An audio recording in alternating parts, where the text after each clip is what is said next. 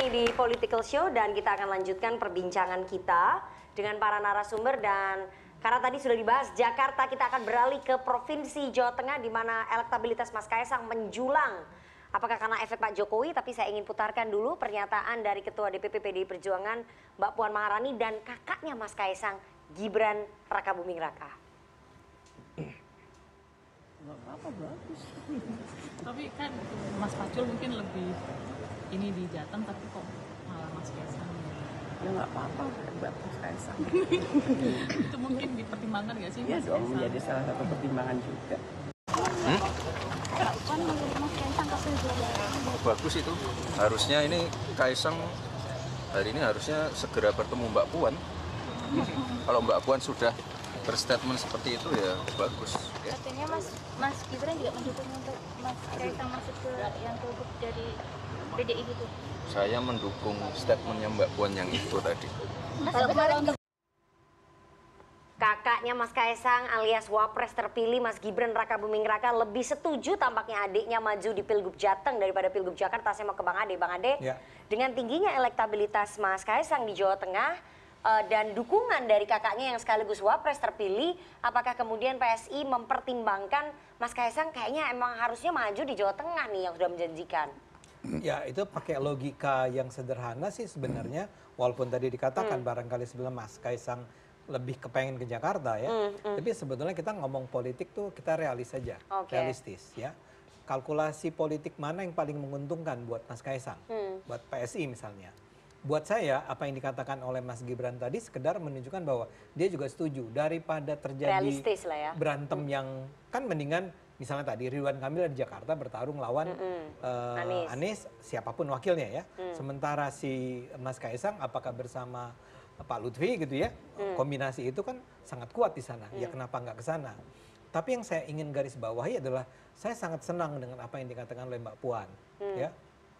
Ya Anda mungkin tahu kan hubungan PSI dengan PDIP itu sebetulnya selama ini tidak terlalu mesra.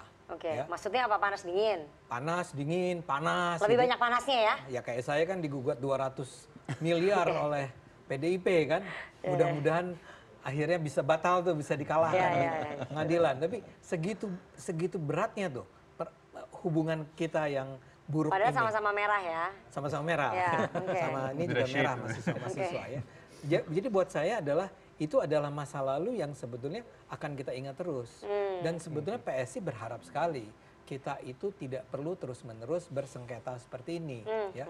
Tapi ingat, sebelum ini pun ketika hubungan PDIP dengan PSI kemarin itu tidak mesra itu, orang yang menemui, yang berjumpa dengan Mas Kaisang ketika Mas Kaisang baru saja diangkat jadi ketua PSI, kan kami itu berkunjung ke PSI, itu kan ke PDIP, ke PDIP, ketemunya sama Mbak Puan, dan Mbak Puan waktu itu pun menerima kami dengan sangat bersahaja, sangat terbuka. Nah kali ini pun kelihatannya Mbak Puan ingin menunjukkan bahwa apapun nanti keputusan PDIP tentang Jawa Tengah, tapi memang saya melihat sebetulnya calon PDIP untuk Jawa Tengah itu tidak terlalu kuat sekarang ini, kan?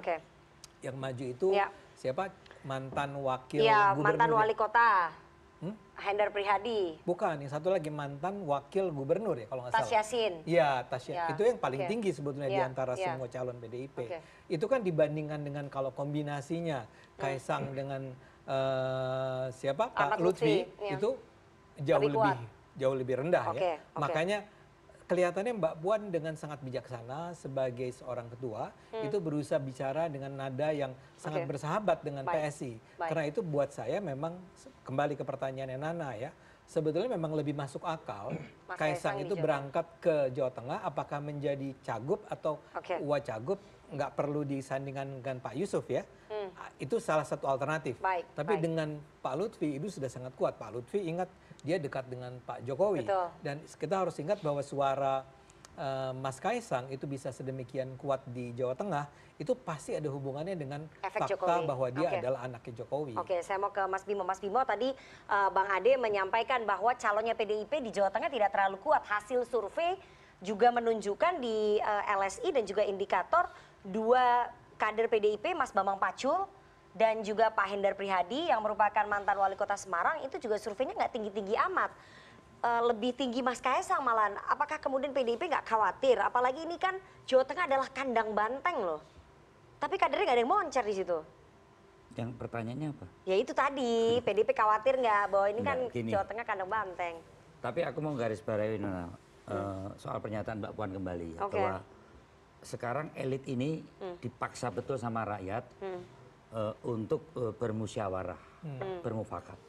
Karena nggak ada lagi kutub ekstrim untuk mengusung partai politik dalam satu kandidat yang linear antara kepentingan elit dengan bawah.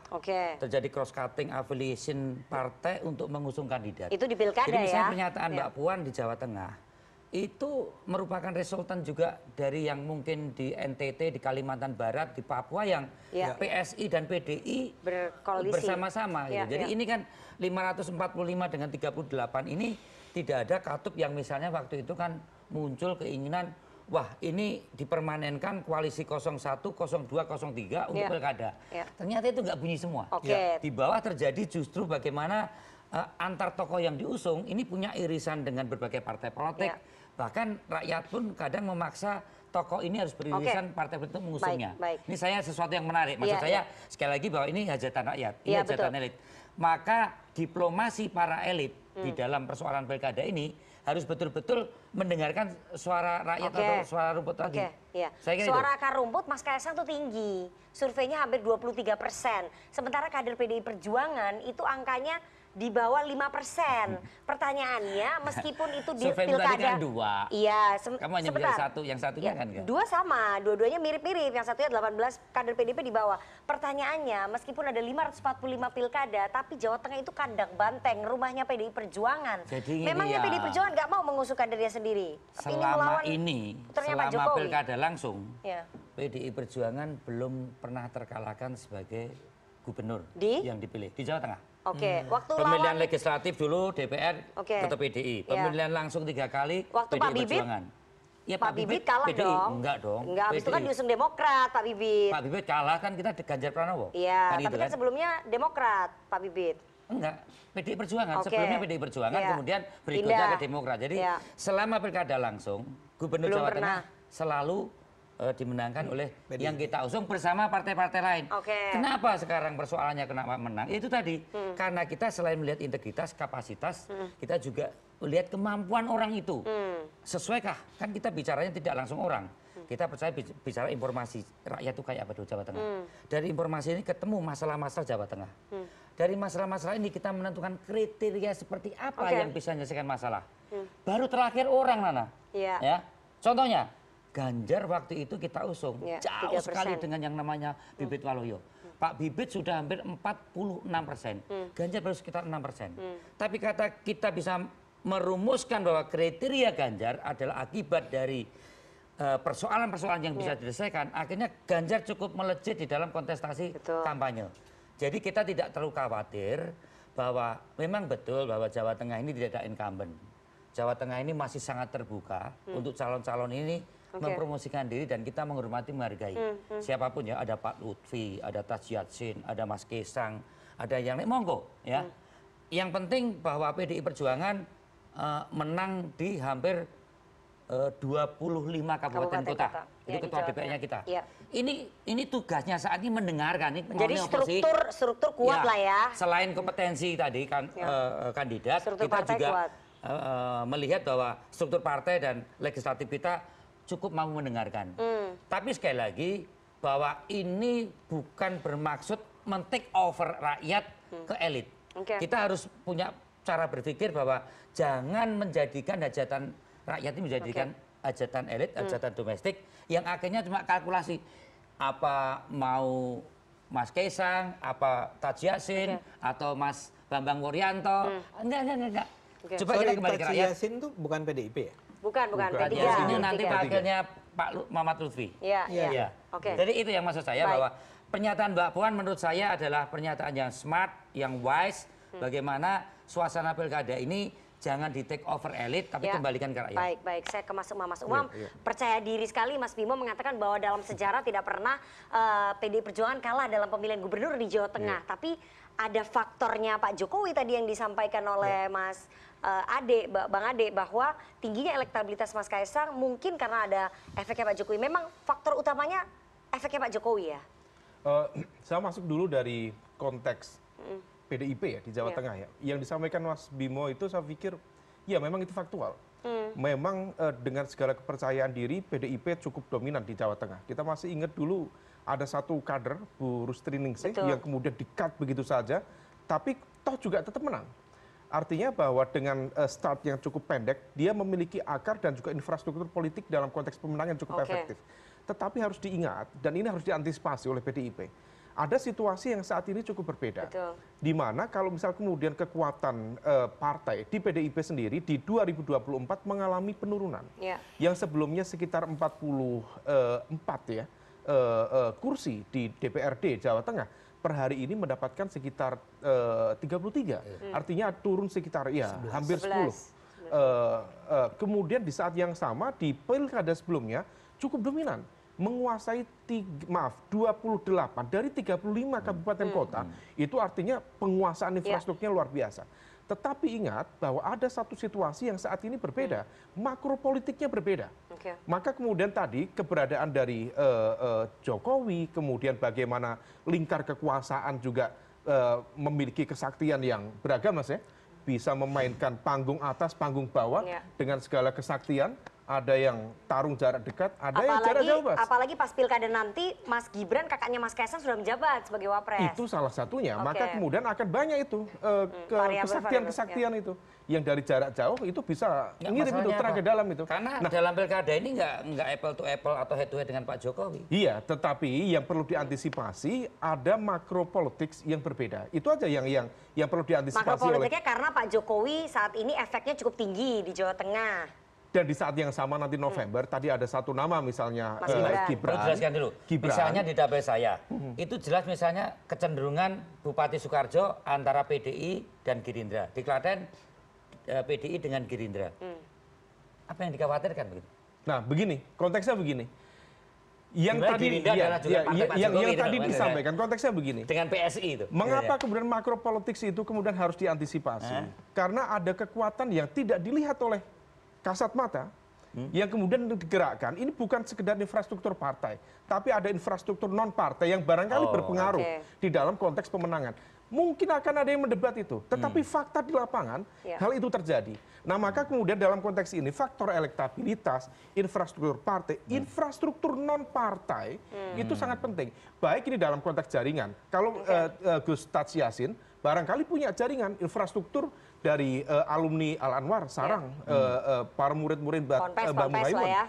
Tetapi kalau misal kemudian ada kekuatan lain yang beririsan dengan infrastruktur kekuasaan negara, nah ini yang kemudian barangkali kita tidak berharap, atau barangkali teman-teman di PDIP jangan sampai nanti kaget, supaya kemudian nanti ada kejutan yang semoga Bang ya, tidak kemudian menjadi akhir dari catatan tadi yang kemudian kedikdayaan. Kejutan apa? Kejutan itu maksudnya kejutan kalau misal kemudian kalah. Ini kan sejarah dari pilkada langsung nggak pernah kalah. Jangan sampai kemudian kalah hanya karena faktor-faktor yang tidak terantisipasi. Oke, saya mau ke Mas Bimo lagi ya. Mas Bimo, bahwa banyak yang menyebut pilkada Jawa Tengah ini menjadi pertarungan antara Pak Jokowi dengan PDI Perjuangan jilid 2 setelah Pilpres. Dengan faktor efek Pak Jokowi yang tinggi terhadap putranya Mas Kaisang, dengan faktor infrastruktur di luar partai yang mungkin bisa digerakkan memenangkan calon yang didukung oleh Pak Jokowi, apalagi misalnya putranya.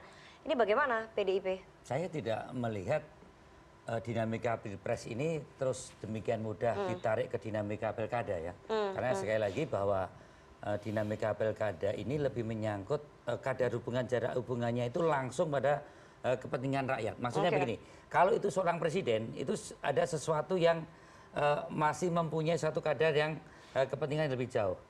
Tapi kalau rakyat itu kadang mikirnya begini loh, saya pengen bupati itu karena saya pengen nongkrong tengok-tengok di kantornya atau nongkrong di pendoponya gitu. Ada sesuatu pertalian antara yang diusung dan yang mengusung itu betul-betul mengenal secara langsung. Nah, kemudian berkaitan dengan hal yang menyangkut ada beberapa elit tim Pilpres yang akan membawa dinamika pengusungan di dalam pilkada ini tetap akan dipermanenkan. Tapi saya lihat di fakta lapangan gagal. Lapangan gagal. Saya tidak melihat bahwa misalnya antara Gerindra, PSI dan PD aja yang ada di sini dengan Golkar ya. Kita di Banten ketemu kok. Ya. Saya di beberapa daerah kabupaten kota Jawa Tengah ketemu lah. Ya. Kemudian saya dengan PSI dengan Gerindra ketemu kok di yang jelas di Sukoharjo sama Tapi di Klaten. kita bicara Jawa Tengah. Bagaimana pada saat Jawa Tengah kan nanti linier, ya kan? Saya kadang akan kampanye bersama Kang Ade di suatu tempat, terus saya akan berseberangan dengan Kang Ade, terus bareng-bareng nanti beda panggung di tingkat provinsi. Maksud saya tidak akan bisa selinier itu secara sosiologis bahwa proses kanalisasi dukungan ini tidak bisa se ekstrim. Karena tidak linear antara pemilihan Pilgub dengan Pilkada. Baik, sekarang gitu pertanyaan saya kalau misalnya nanti di Jawa Tengah di kandang termasuk dalam kaitan Pak Jokowi dan PDI Perjuangan. Gitu loh. Inilah cross cutting yang saya maksudkan. Iya, tapi nanti kenyataannya jika nanti putranya Pak Jokowi maju di Pilkada Jawa Tengah, kemudian dominasinya Pak Jokowi itu akan terjadi di Jawa Tengah, efeknya Pak Jokowi itu membantu, dan putranya Pak Jokowi yang notabene wapres terpilih Mas Gibran ini juga membantu pemenangan, bagaimana? Ini tidak anti masalah Mas Gibran sama Mas Kaisang, bahkan Mbak Puan mengatakan bahwa survei Mas Kaisang itu cukup menarik kan gitu kan. Jadi tidak ada sesuatu saat ini memang belum diumumkan. Ya. Sebagian memang sudah diputuskan. Saya tidak melihat bahwa ada satu hal yang ditabrakan antara Pak Jokowi dan PDI Perjuangan dalam konteks Jawa Tengah.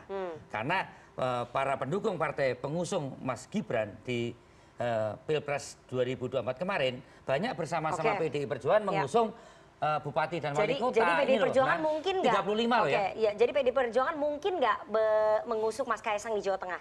Nah, soal itu ada keputusan di Dewan Pimpinan Pusat. Tetapi sekali lagi bahwa integritas, kapasitas, kemudian tolok ukur kemampuan dan juga kemampuan rakyat yang salah satu variabelnya terlihat di dalam ukuran survei, Mbak Puan mengatakan cukup menarik untuk sesuatu yang ditampilkan dari hasil survei Mas Kaisang. Oke, saya mau ke Mas Dev. Mas Dev, Golkar dan PSI sudah mendorong Pak Ahmad Lutfi ya untuk maju di Pilkada Jawa Tengah. Tapi ini tiba-tiba muncul nama Mas Kaisang yang elektoralnya cukup tinggi menjulang di Jawa Tengah. Jadi pembicaraan di Koalisi Indonesia Maju gimana nih? PAN juga udah dorong Pak Ahmad Lutfi, tapi tiba-tiba ada nama Mas Kaisang. Ya kan putusannya belum keluar. Ini baru mendorong nama ya. Nanti kan rekomendasinya itu dikunci pas menjelang pendaftaran. Nah, jadi prosesnya berjalan terus. Nanti giliran pada waktunya baru akan diumumkan. Oke, tapi dengan tingginya elektabilitas Mas Kaisang di Jawa Tengah, Golkar melihat bahwa itu lebih realistis bahwa mengusung Mas Kaisang di sana. Kita lihatlah progresnya ke depan bagaimana. Ini kan kita sekarang masih lagi survei tahap kedua. Insya Allah kelar pertengahan bulan ini hasil akhir itu seperti apa. Nah, nanti dari itu kita akan jadi bahan pertimbangan untuk kita buat pembobotan. Oke, bahan pertimbangan, tapi efeknya Pak Jokowi kan tentu saja bisa memboost elektoralnya Mas Kaisang. Itu menjadi pertimbangan Golkar juga dong. Ya, tapi ada Jokowi efek di situ. Jangan terlalu dikultuskan kepada satu individu. Ya, Presiden Jokowi adalah salah satu tokoh bangsa. Itu peneliti LSI dan peneliti indikator menyampaikan bahwa kan faktor utama elektoralnya Mas Kaisang tinggi itu karena faktornya Pak Jokowi. Apakah pada bulan November itu masih berlaku atau sudah berubah lagi? Nah, ini ada lembaga surveinya, mungkin ada penelitian tersendiri. Nah, jadi ini poin-poin itu yang harus jadi pertimbangan sebelum kita membuat satu keputusan akhir. Oke. Tingginya elektabilitas Mas Kaisang itu faktor utamanya memang dikatrol oleh efeknya Pak Jokowi. Itu yang menyampaikan Mas Profesor Burhanuddin Mutadi dan Mas Jayadi Hanan ya dari LSI. Jadi kalaupun nanti ketua umum Anda maju di Jawa Tengah, memang ya katrol utamanya memang model bapaknya ya, model Pak Jokowi ya? Persis, itu saya rasa kalau buat saya, buat kami di PSI itu adalah sesuatu yang tidak ingin kita nafikan, kita abaikan ya. Betul-betul sebetulnya baik Mas Gibran maupun Mas Kaisang itu diuntungkan oleh fakta bahwa mereka adalah putra-putra dari Pak Jokowi. Dan mereka putra-putra yang selama ini tidak punya image negatif lah di mata rakyat ya. Sehingga ketika masyarakat melihat Mas Gibran ataupun Mas Kaisang, mereka akan melihat seperti inilah Jokowi muda. Dan karena itulah mereka akan mendukung.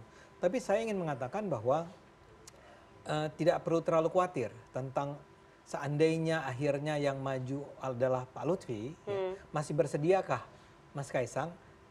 Tentu saya tidak bisa mewakili Mas Kaisang sekarang ya, tapi dalam pandangan saya, kalau kami di PSI melihat itu sebagai sesuatu yang tidak perlu terlalu dipaksakan bahwa oh karena Mas Kaisang suaranya lebih tinggi, Mas Kaisang dong wakil gubernurnya ya, Pak Lutfi jadi wakilnya.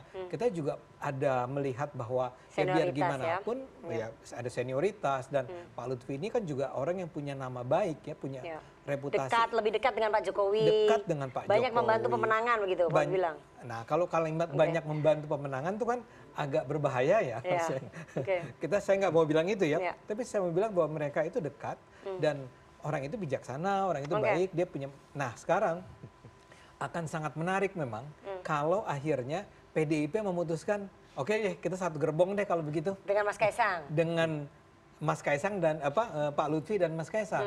Itu akan keren banget buat Indonesia ke depan. Ya, bisa aja kader cagupnya, kader PDIP, cagupnya Mas Kaisang.